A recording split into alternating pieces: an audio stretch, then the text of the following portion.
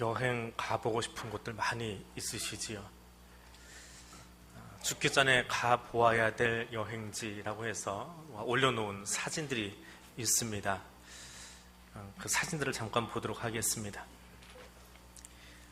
미국 네바다주에 있는 플라이 가이저라고 하는 분수입니다. 자연적인 분수입니다.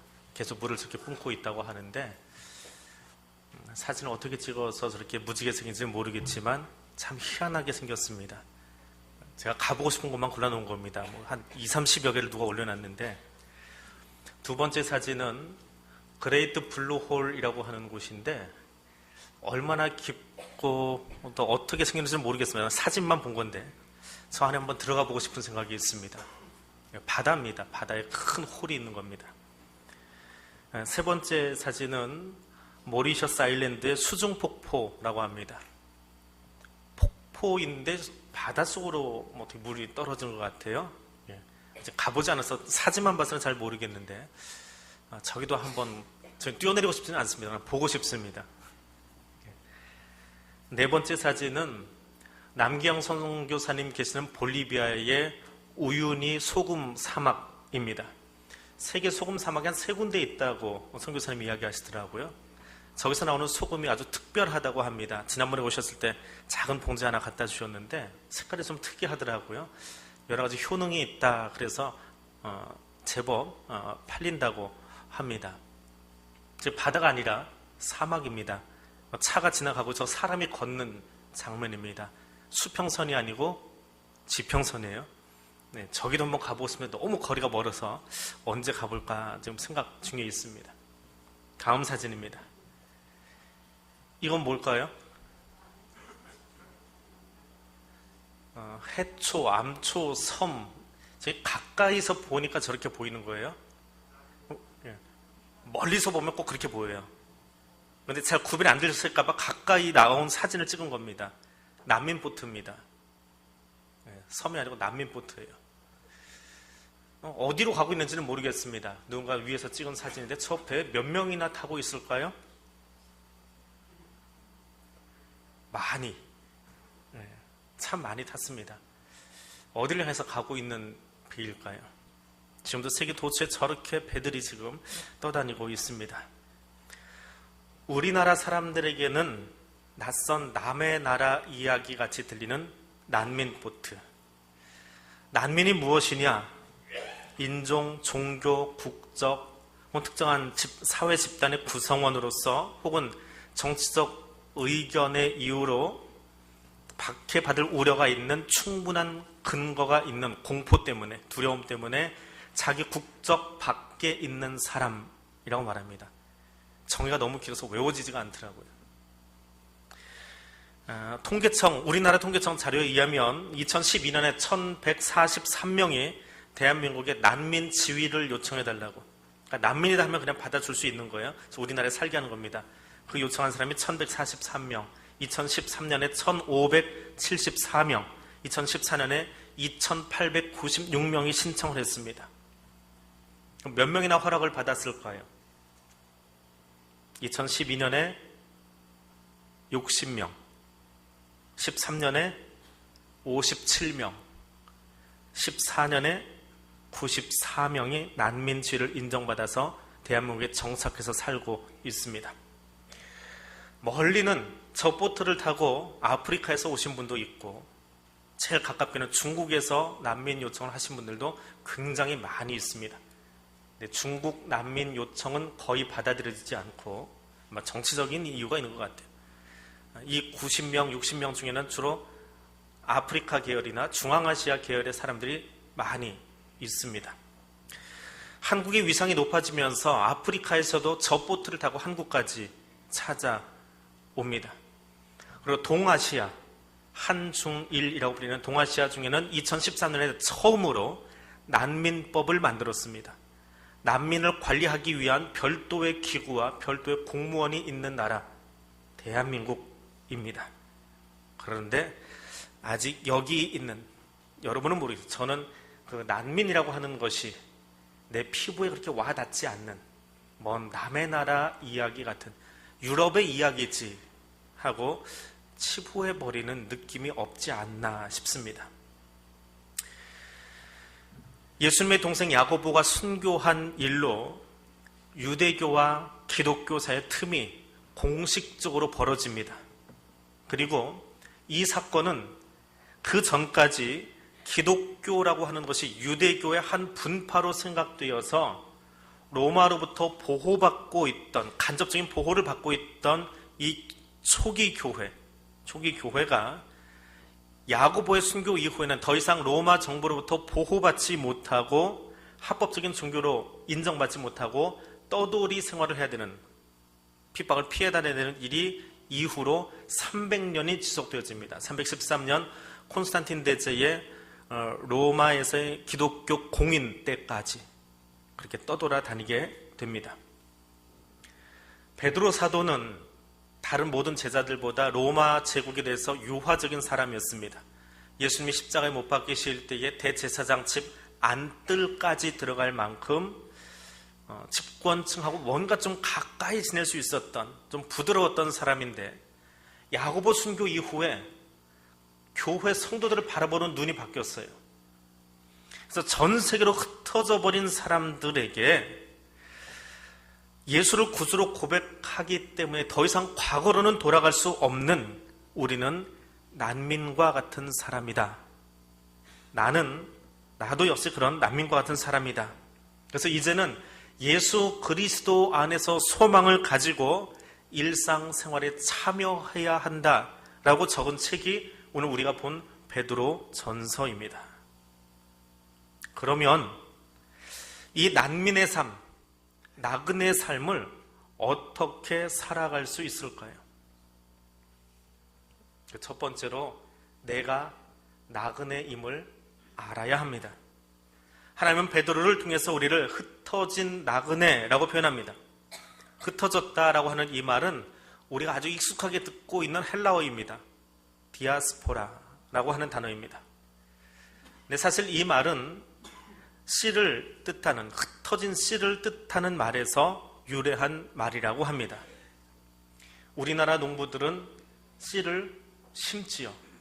화분에 심고 밭에 심고 모판에 심어서 그것을 옮겨서 모종을 하고 그렇게 식물을 재배합니다. 근데 이스라엘 사람들은 씨 바구니에서 씨를 한 움큼 잡아서 뿌려버려요. 우리처럼 심지 않습니다.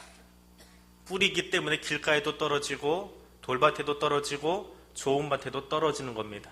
그 뿌려졌다, 씨가 흩어져 뿌려졌다, 분산되었다라고 하는 것이 디아스포라라고 하는 말입니다. 그래서 그 의미를 사실 우리는 정확하게 몸으로 체감하지는 못하는 단어입니다. 이 디아스포라라고 하는 말은 당시 팔레스타인에 거주해야 될 유대인들이 로마 제국에서 사방 각처로 흩어져 버린 모습을 일컫는 이야기였습니다. 세계 각처에 흩어진 유대인을 지칭하는 말이 디아스포라입니다.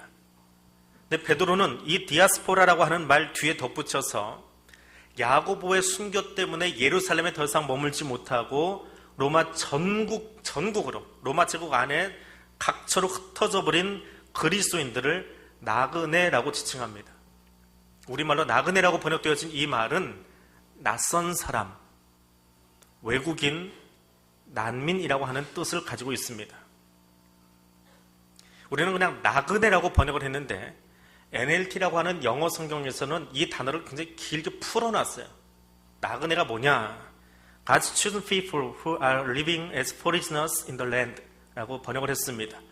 그 땅 안에서 외국인으로 살아가는 하나님의 선택된 백성, 그 땅에 살지만 외국인으로 살아가는 하나님의 선택된 백성, 그것이 나그네라고 하는 뜻입니다. NIV 성경에서는 Strangers in the world 라고 번역해 놨습니다. 세상에서 낯선 사람들이다 라고 번역을 했습니다. 우리는 고향을 떠나서 타향살이 하는 사람들입니다. 하나님 우리 인생을 인도하실 때에 세상의 주인이 아니라 이 세상을 떠나서 하나님 나라를 그리워하면서 본향을 향해 가는 나그네, 난민으로 인도하셨습니다. 그래서 이 이야기를 시작하시려고 아브라함이 그가 태어난 동네, 우르에서 자라고 거기서 사업하고 거기서 집 짓고 거기서 성공하게 두신 것이 아니라 그것에서 끌어내셔서 다른 곳에서 객지 생활하며 거기서 하나님의 나라를 만들어 가도록, 이것이 믿음의 시작임을 우리에게 보여주고 있습니다. 그래서 히브리서 기자는 아브라함이 우르를 사모한 것이 아니라, 자기가 떠나온 고향을 사모하는 것이 아니라 더 나은 본향을 사모하였다라고 말하고 있습니다. 하나님은 아브라함, 야곱, 다윗과 같은 나그네 인생을 사는 사람들을 통해서 영광을 받으십니다. 심지어 이 땅에 오신 하나님, 성자 예수 그리스도조차도 태어나자마자 헤롯의 광기 때문에 자기 고향을 떠나 애굽으로 피신 가야 했고, 공생애를 하시는 동안에는 인자는 머리 둘 곳조차 없다라고 말씀하시면서 나그네 인생을 자처하셨습니다. 그리고 공생애 인생을 끝나고 승천하실 때에는 남아있는 제자들에게 너희는 예루살렘과 온 유대와 사마리아와 땅 끝까지 이르러 나그네처럼 가서 그들에게 말씀을 전하라고 이야기하셨습니다. 우리는 천국을 떠나 객지에서 사는 사람들입니다.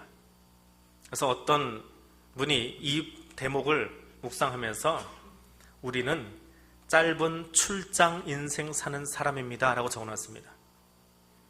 하나님의 영원한 시간 속에 70년은 정말 작지요. 그래서 우리는 출장 인생을 산다. 출장 나온 사람은 거기 정착해 살지 않습니다. 돌아갈 곳이 있고 돌아갈 때가 있기 때문에 그렇습니다. 야곱은 아버지로부터 장자권을 물려받으면 모든 것이 다 해결되는 것으로 알았습니다. 아버지의 재산 물려받고, 가정의 권위를 물려받고, 아버지의 권위를 물려받고, 그게 장자권인 줄 알았습니다. 그런데 그가 바로 앞에 섰을 때에 이야기합니다. 네, 나그네 길의 세월이 130년입니다. 성경에서 처음으로 자기의 생에 대해서 나그네 인생이다라고 표현한 것이 이 야곱입니다. 모세는 바로 공주의 눈에 띄어서 왕궁에서의 삶을 시작합니다. 어머니의 품 안에서 살았던 시간보다 바로의 궁에서 최고의 교육 시스템, 최고의 자원들, 최고의 문명들 속에서 자라났습니다. 그러나 그곳은 모세가 머물 자리가 아니었습니다. 모세가 논현에 고백하지요. 우리의 연수가 70이요 강건하면 80이라도 그 연수의 자랑은 수고와 슬픔뿐이다 라고 고백합니다. 이것은 우리 연수가 짧다는 고백이기도 합니다. 이 고백은 우리의 삶이 바람같이 지나간다라고 하는 고백이기도 합니다. 이 고백은 우리의 죽을 날을 이야기하는 것이기도 합니다. 그러나 무엇보다 이 고백은 우리가 나그네 인생을 살고 있습니다 라고 하는 말입니다. 그래서 아브라함도 야곱도 모세도 외롭지 않았습니다. 이 고백을 할 때에 그들은 분명히 알았기 때문입니다. 우리가 지금은 나그네 되어 있지만 하나님 나라에 서게 될 날이 있음을 분명히 알았기 때문에 그렇습니다. 하나님은 베드로를 통해서 우리가 단지 고향을 떠나 사는 나그네일 뿐만 아니라 진정 하나님의 백성으로서 이 땅에서 마치 순례자처럼 살아가는 자들이다 라고 하는 것을 말씀해 주십니다. 우리의 삶의 완성은 이 땅이 아니라 하나님 앞임을 기억해야 합니다. 가요에 나오는 것처럼 인생은 미완성입니다. 예수 그리스도 안에서 완성되어질 나의 모습을 소망하며 사실 수 있기를 원합니다.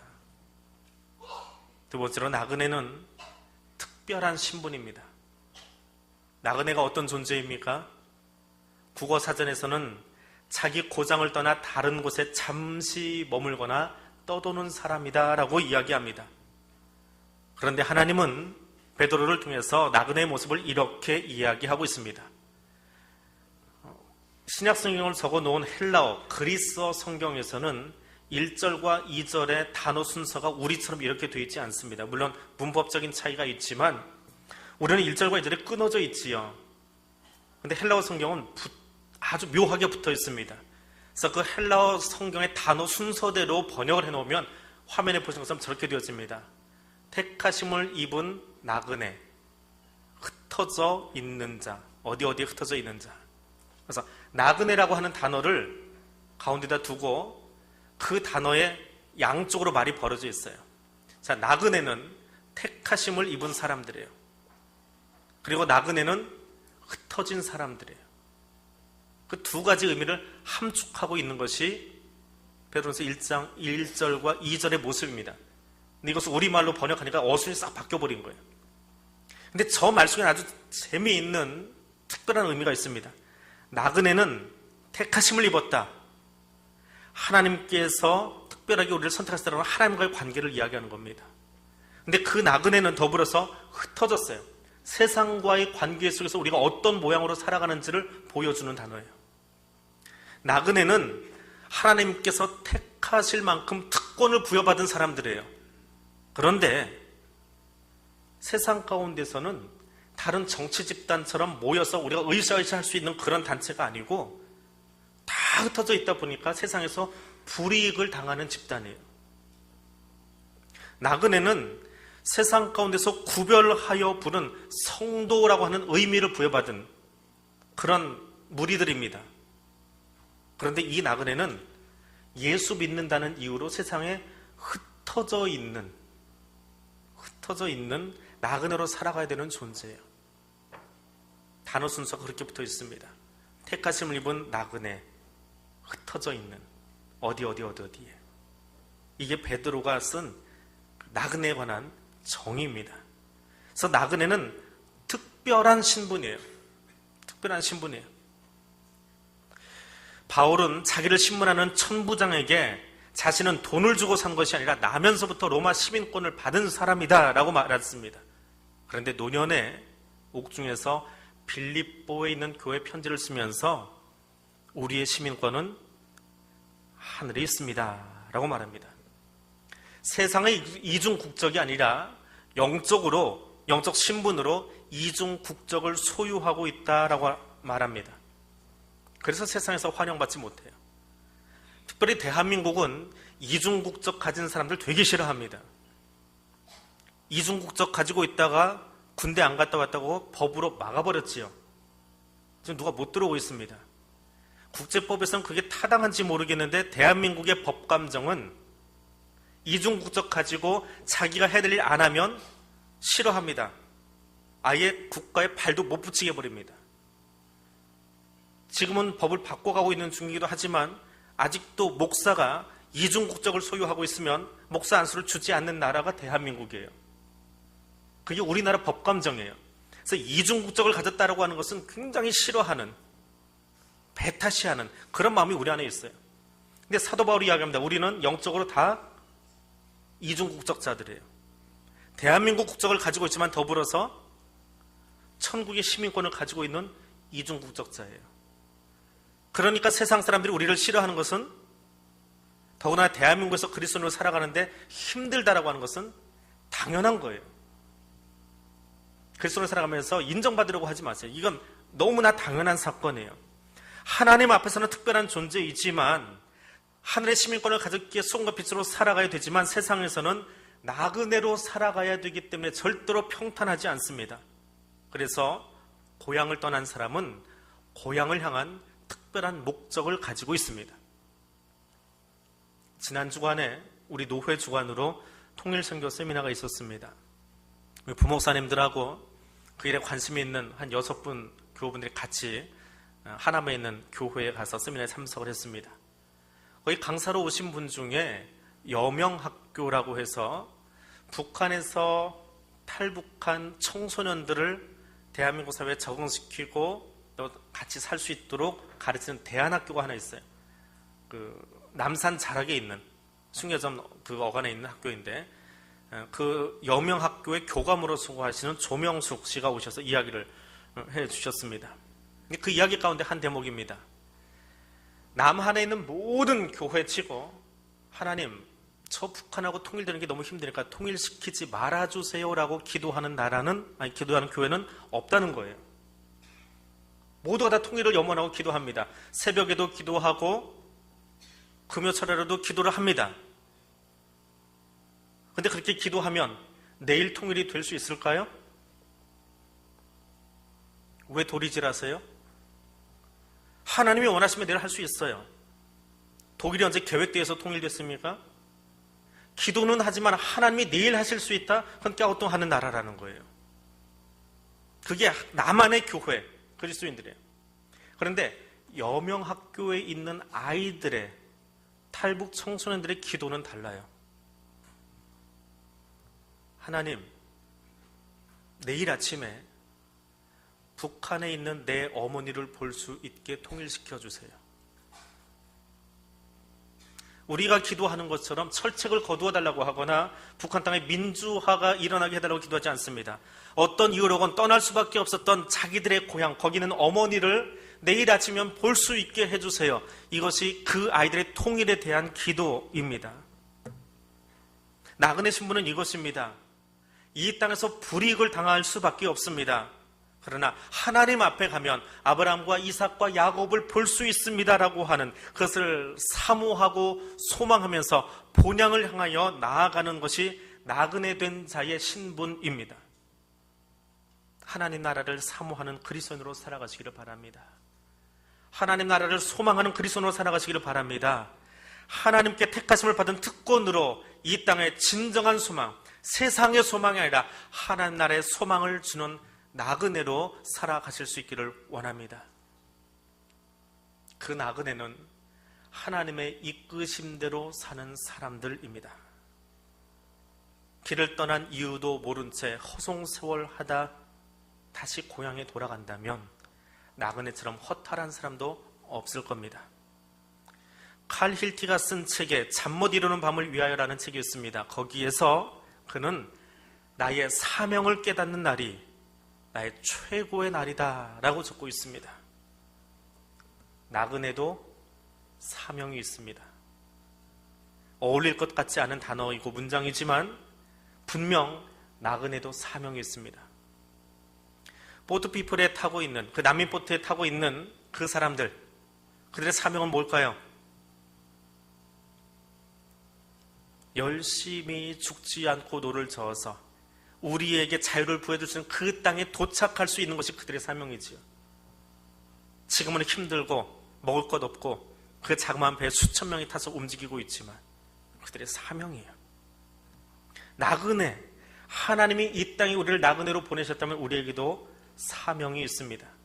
사도 바울은 디모데에게 그 이야기를 이렇게 적고 있습니다.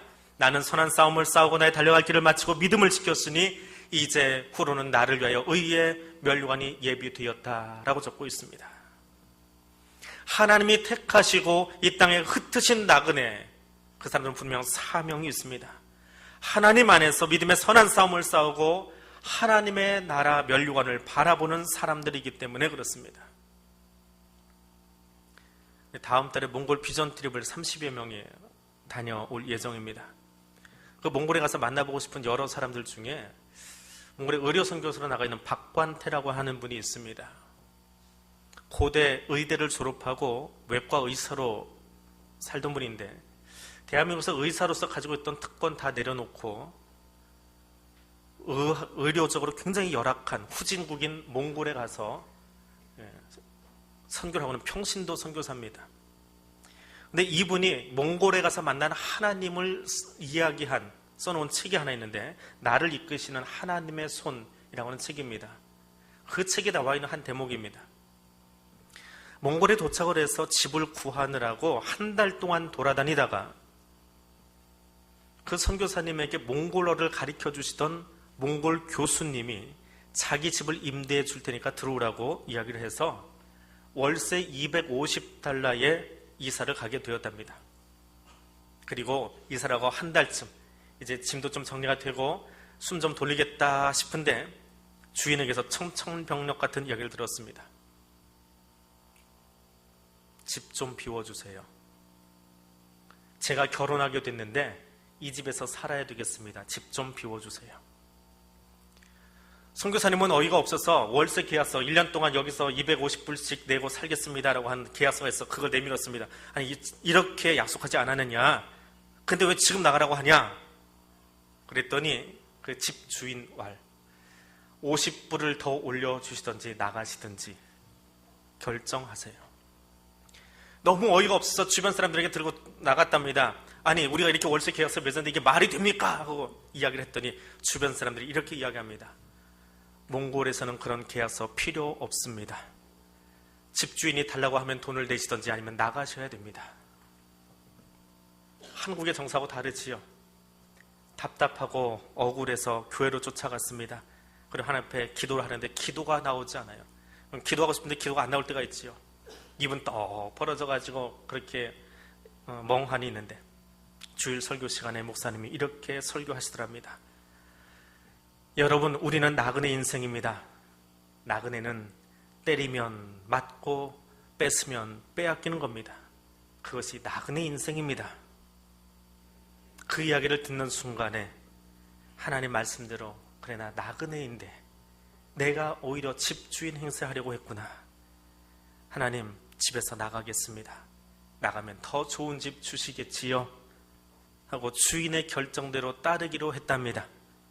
그리고 집주인은 1년을 더 살라고 그냥 이야기했다고 합니다. 하나님의 이끄심대로 살아가는 것, 내가 나그네됨을 이해하고 인정하기까지 하나님이 그를 훈련시키신 장면입니다. 하나님에게 맡겨야지요. 사진 하나 더 보시겠습니다. 저희가 어디 사진인지 아십니까?